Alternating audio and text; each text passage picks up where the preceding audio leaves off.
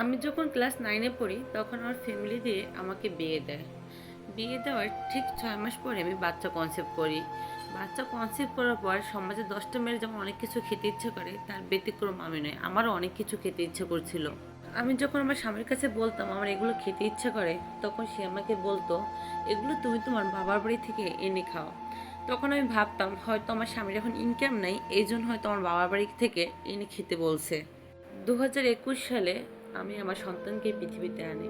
ভাবছি হয়তো সন্তান হওয়ার পর আমার স্বামী আমাকে অনেক ভালোবাসবে, আমার উপর আরও অবহেলা করবে না, কিন্তু না, সন্তান হওয়ার পর আমার প্রতি অবহেলা তার আরও বেড়ে গেল।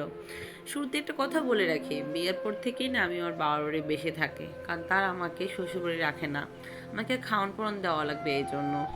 বাড়ি যদি কোনো অনুষ্ঠান হতো, ঈদ, কোরবানি বা কোনো বিয়ে অনুষ্ঠান, তখন আমরা তাকে সবাই আমাকে আনতে যেত আমার বাবার বাড়ি। তাছাড়া আমি বাকি সব মাসই আমি আমার বাবার বাড়ি থাকতাম। এখন আসি মেইন টপিকে। যখন আমার প্রতি তারা অবহেলা করে, তখন আমার শ্বশুরবাড়ির মানুষ আমার বাবাকে ফোন দিয়ে বলে ছেলেকে আমরা বিদেশ পাঠাবো।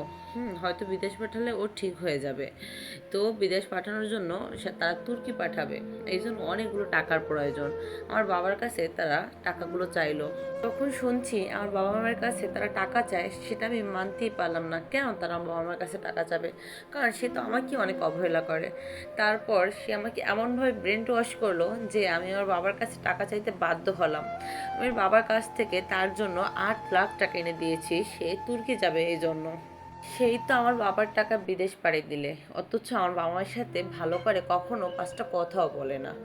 তারপর কতদিন যেতে না যেতে আমি সবার কাছে শুনি যে এই সে নাকি ওখান থেকে আবার স্পেন যাবে, কেউ আবার বলে ওখান থেকে সে নাকি আবার জাপান যাবে, কেউ বলে ফ্রান্স যাবে। সবার কথা শুনে সারাটা দিন মন খারাপ করে বসে থাকতাম, কিছুই ভালো লাগতেছিল না।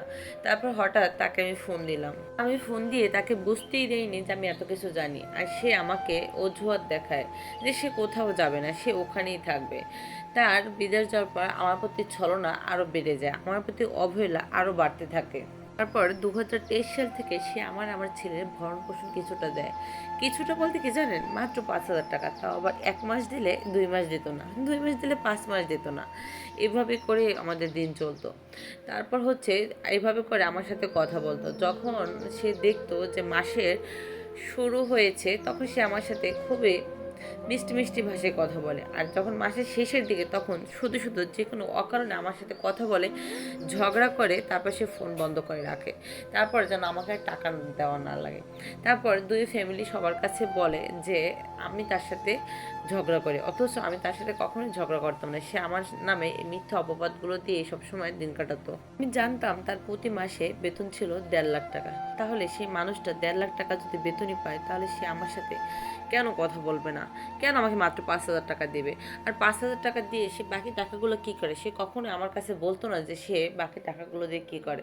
তারপর আমি যদি তাকে জিজ্ঞাসা করতাম, সে আমার সাথে বিভিন্ন ভাষায় কথা বলতো, আর সবার সাথে আমাকে এমনভাবে খারাপ বানাইতেছে যে আমি অনেক দোষী, আমি একটা লোভী মেয়ে।